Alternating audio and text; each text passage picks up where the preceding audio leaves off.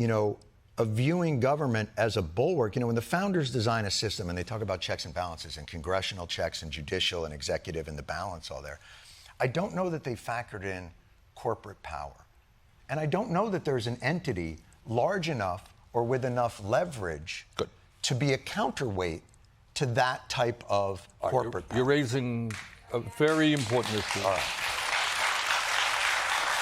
I knew I'd get to it at some point. Finally, I've been waiting, John. You finally said something relevant here. Yes. Look, I know people say, oh, we don't want the government to regulate, corporate. The truth of the matter is, it's quite the opposite right now. It is the corporate world, it is the oligarchs who are regulating the government. They have far more power. Right. And we have got to create a political movement, a grassroots movement, which takes control of the future of this country. Let me give you one example. Right now, we are in the midst, as everybody knows, of the Musks of the world and the Bezos and all these guys putting hundreds of billions of dollars into AI and robotics, right?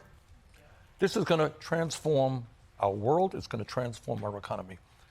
In my view, in the view of a number of economists, it means millions and millions of workers are going to be displaced from their jobs. Who is engaging in that discussion to say, hey, Mr. Musk, you can't make the decision for the future of humanity. We are going to make the future. And that is, if AI works, it's going to work for working people, not just billionaires. I'll go you one further.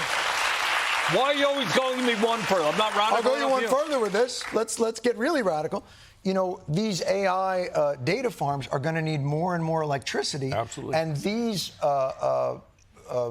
oligarchs or billionaires or the people that control that are trying to cut deals to get cheaper electricity for themselves, even though that's going to raise prices for the rest of us. Absolutely. And they're being resisted all over the country. It's electricity, it's water. Scarce water is going to be used. But I like both of those. All right, but the bottom line is these technologies are going to transform the world.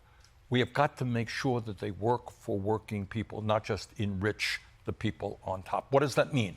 Well, among other things, if we increase worker productivity, we can lower the work week from 40 hours a week to at least 32 hours a week. All right? But we have, in many ways, if you look at productivity over time, productivity for the American worker has shot through the roof. Absolutely. American workers are unbelievably productive. That's my point.